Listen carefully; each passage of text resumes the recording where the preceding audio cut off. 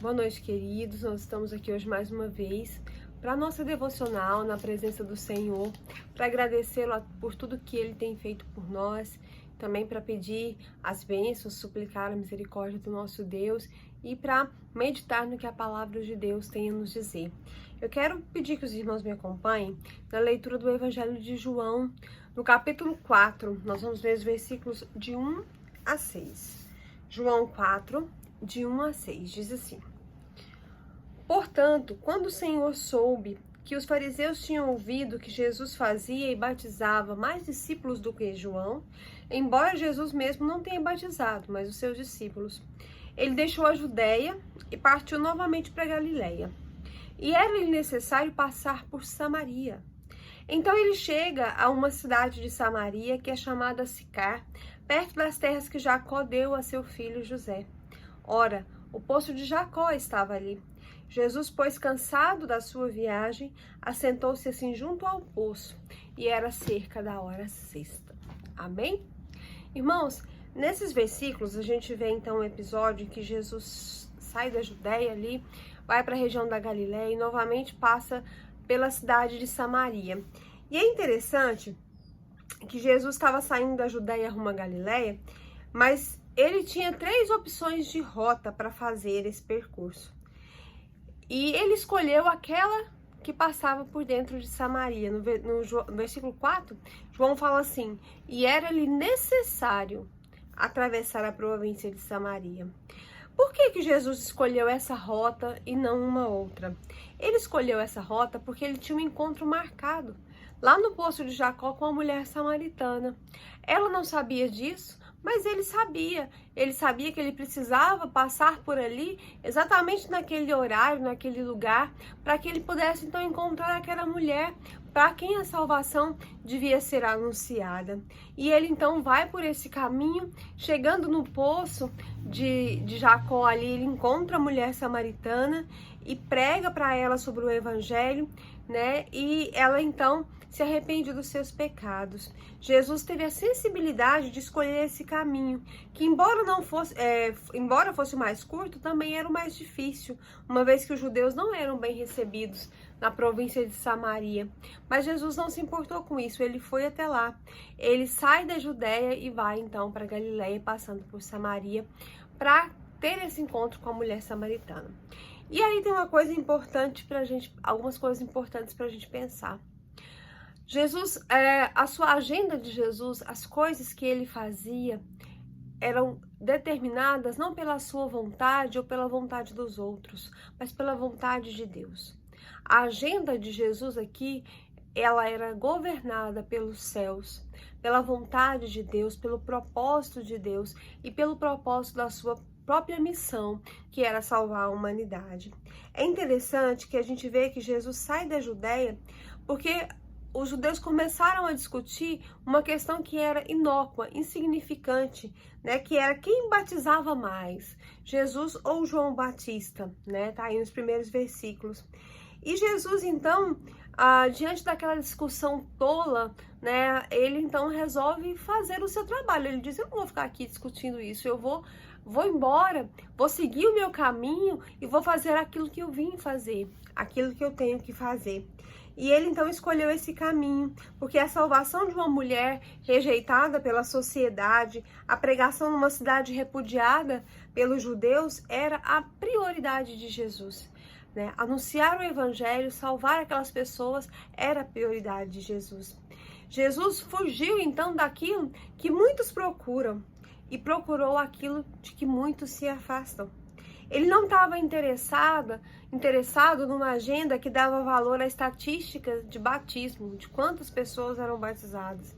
Não era relevante para ele se João estava batizando mais ou menos do que ele, e sim os seus discípulos, né? Já que ele mesmo não batizava, quem batizava eram os seus discípulos.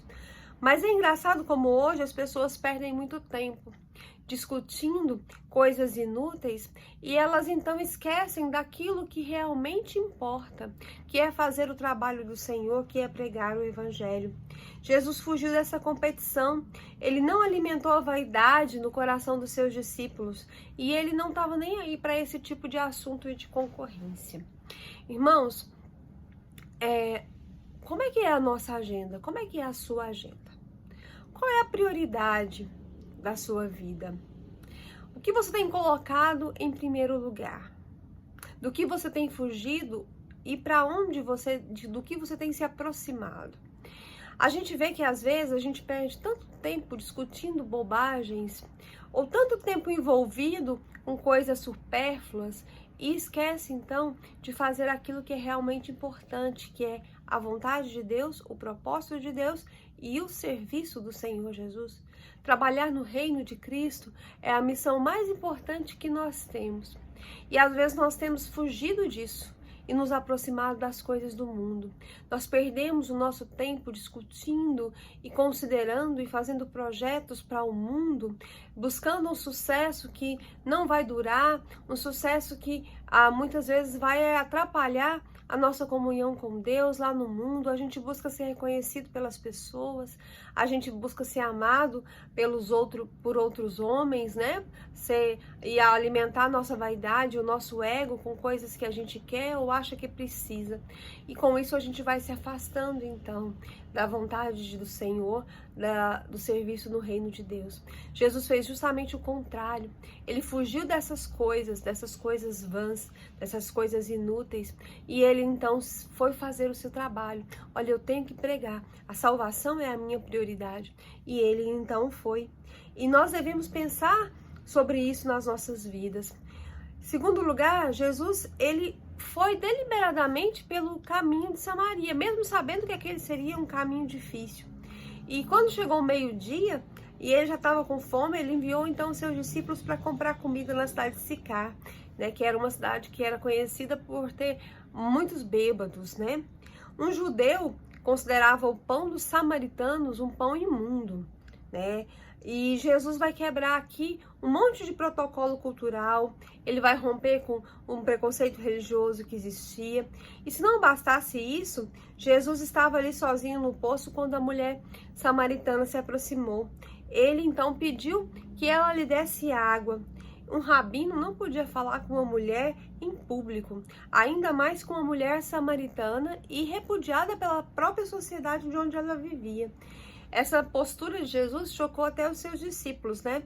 Mas aí, Jesus começa então uma conversa com aquela mulher porque ele queria ter acesso ao seu coração, ele queria dar a ela a vida eterna. Então, Jesus ganhou a simpatia dela, Jesus despertou a curiosidade dela e mostrou a necessidade dela. Acordou a consciência daquela mulher, mexeu com os sentimentos dela, para que ela pudesse então experimentar a fé salvadora. Essa mulher que buscava sentido para a sua vida nos muitos relacionamentos amorosos que ela tinha, ela estava prisioneira de uma religiosidade equivocada. Ela então abandona ali o seu cântaro e vai correndo para a cidade para contar sobre Jesus e para falar de Jesus. E aquela cidade inteira então conheceu a Jesus, ouviu a pregação da mensagem de Cristo, foi impactada porque Jesus fez uma escolha governada pelo propósito de levar a salvação aos samaritanos. Nós devemos ter na nossa vida como prioridade falar de Jesus para as outras pessoas, porque Jesus é a única solução para os problemas da humanidade e só Jesus pode transformar, só Ele pode libertar. Muitas vezes, irmãos, nós julgamos e consideramos que as pessoas já estão definitivamente perdidas, né? Aquele ali não tem jeito, né? Para essas pessoas eu não vou falar de Jesus, porque que adianta eu falar de Jesus, né? Mas o que nós vimos aqui é que Jesus tinha sensibilidade de dizer, olha, eu vou até aquelas pessoas que que todo mundo despreza, que ninguém reconhece, porque elas também precisam da salvação, do poder transformador da salvação, da redenção. E é engraçado porque às vezes a gente considera que as pessoas são boas ou são más por aqueles atos que elas cometem, mas nós devemos nos lembrar que as pessoas sem Cristo estão todas na mesma condição, elas todas precisam conhecer a salvação, sejam elas pessoas boas, né, do ponto de vista humano, aquelas pessoas que fazem o bem ao próximo, sejam elas aquelas pessoas que já estão, às vezes, presas aos vícios, às drogas e, às vezes, na prisão mesmo por algum crime que tenham cometido. Todas as pessoas que estão sem Cristo precisam conhecer a salvação, né? Não interessa o julgamento de quem deve ou não ser salvo, de quem vai ou não ser salvo, essa consideração, essa separação não é feita por nós. A nossa missão é levar Jesus a toda a criatura. E Jesus aqui não disse, olha, toda criatura menos aqueles que estão presos, toda criatura menos aqueles que se prostituem, toda criatura. Não, ele disse toda criatura. A agenda de Jesus era governada por Deus. Ele deixava que Deus cumprisse o propósito dele através da passagem dele aqui na terra, né? Então Deus atuava, a vontade de Deus atuava em Jesus. Jesus sabia até onde ele tinha que chegar. E a nossa agenda? Qual tem sido a nossa prioridade? E quando nós vamos pregar o evangelho, qual tem sido a nossa disposição? Nós somos crentes só para os nossos vizinhos, só para as pessoas do nosso trabalho e os nossos amigos.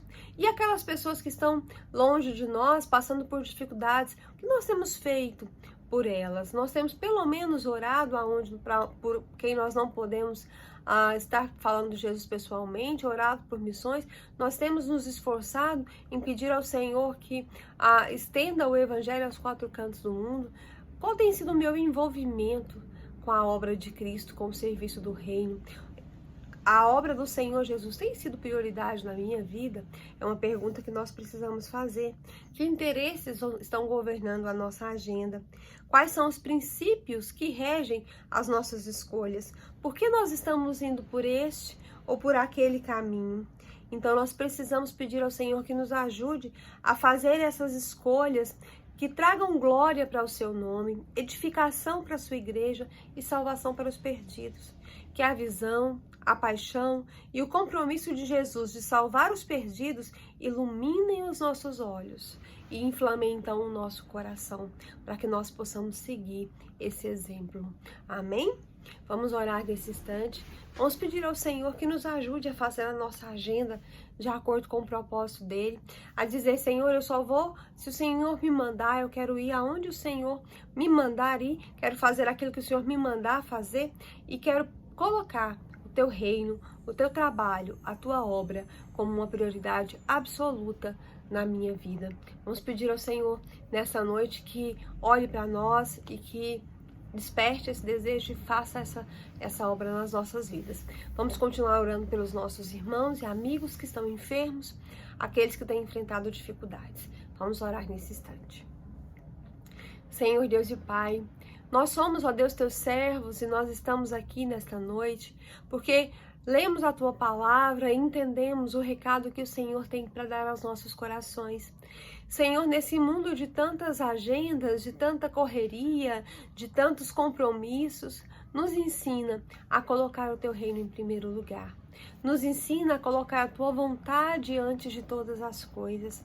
Senhor, nós precisamos aprender a entregar as nossas vidas para o Senhor, para que o Senhor use a nossa vida. Senhor, nós precisamos aprender a colocar o teu reino, o teu serviço, a tua obra como prioridade absoluta na nossa vida. Senhor, que nós sejamos como Jesus, que tenhamos essa disposição, ó Deus, de dizer, olha, eu não me preocupo com coisas supérfluas, eu não me preocupo com discussões inúteis, mas eu quero fazer o meu trabalho, e o meu trabalho é levar o reino de Jesus àquelas pessoas que ainda não conhecem. Senhor, desperta isso nos nossos corações, desperta isso nos corações do teu povo, que tem muitas vezes se sentido desanimados ou frios, ó Deus, e que tem encarado, ó Deus, a obra do Senhor, o reino de Deus, como uma coisa qualquer. Ó Deus, aviva esses corações. Ó Deus, nós somos o teu povo e o Senhor nos deixou uma responsabilidade. Nos ensina a cumpri-la de bom grado, com alegria. Senhor, nesse instante queremos te pedir, ó Deus, por nossos irmãos que estão enfermos. Ó Deus, abençoa cada um, irmão Feliciano, abençoa o Samuel, ó Deus, filho da irmã Deliane, abençoa a Ana Carolina, abençoa, ó Deus, todos aqueles que nesse instante precisam da tua graça restauradora e saradora, a amiga da Sueli, ó Deus, que o Senhor tenha misericórdia da vida dela, todos, ó Deus, que têm colocado as suas enfermidades diante do teu trono de graça, tia Selma, tia Geraldo, ó Deus, que o Senhor possa estar, ó Deus, nesse instante, ó Deus, fazendo uma obra na vida de cada um, aqueles que têm enfrentado o Covid, ó Deus, que o Senhor esteja abençoando, ó Deus, aquelas famílias que estão enlutadas, tem misericórdia, ó Deus, porque o Senhor é o Deus de toda consolação.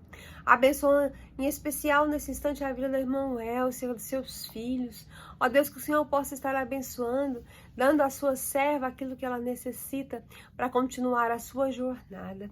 Senhor Deus, nesse instante queremos pedir também, ó Deus, pelas famílias da igreja, pelas famílias que nos acompanham.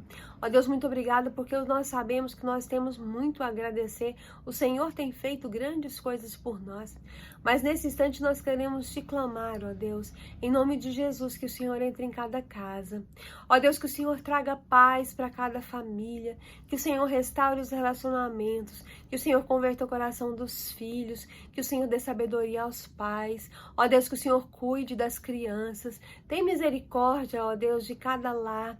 Entra, ó Deus, e afasta o poder do maligno, afasta a influência de Satanás, ó Deus, e que o Senhor seja então o Deus de cada família, que possamos dizer, Senhor, eu e a minha casa servimos ao Senhor.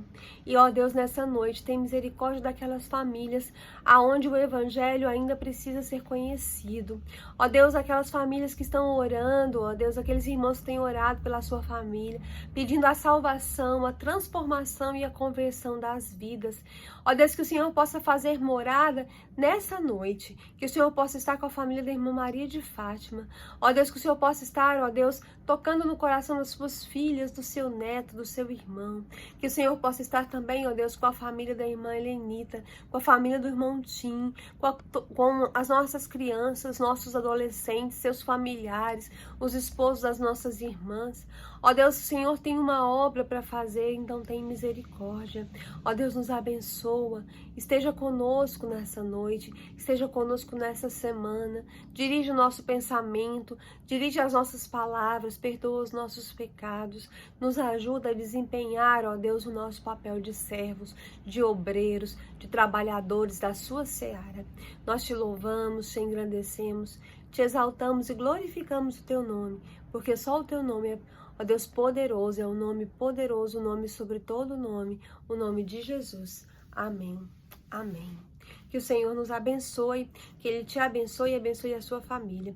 Amanhã estaremos novamente aqui com as nossas devocionais e então participe conosco para que o Senhor possa então modificar as nossas vidas, modificar as nossas mentes, abençoar as nossas famílias. É o que nós temos pedido ao Senhor todos os dias.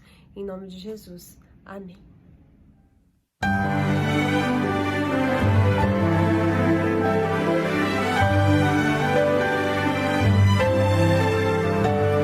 Vivemos nos dias finais,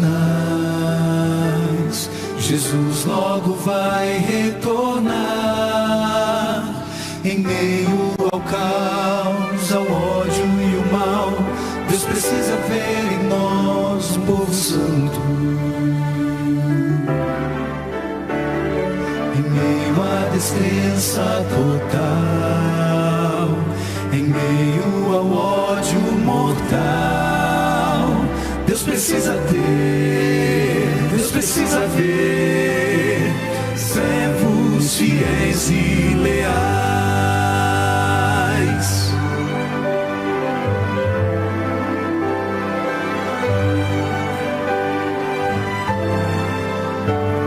Corremos demais sem parar, não dá nem mais tempo de orar. A vida sem Deus, vazia e fugaz, nos afasta mais e mais do que é certo. Verdade e erro hoje estão tão perto, tão sem distinção. Deus precisa ter, Deus precisa ver homens de rei.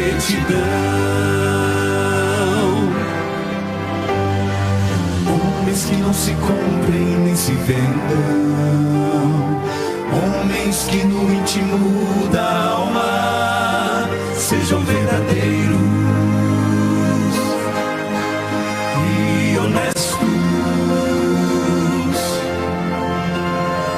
Homens que não temam chamar o pecado pelo próprio nome, de consciência fiel ao dever, como a bússola o é ao polo.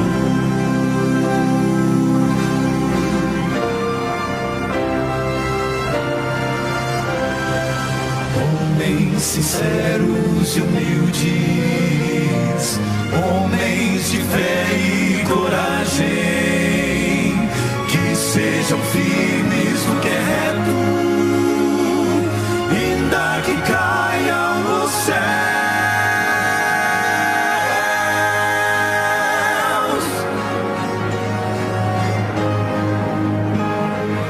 Homens que queiram a paz, homens que vivam amor, homens sensíveis à voz do Espírito,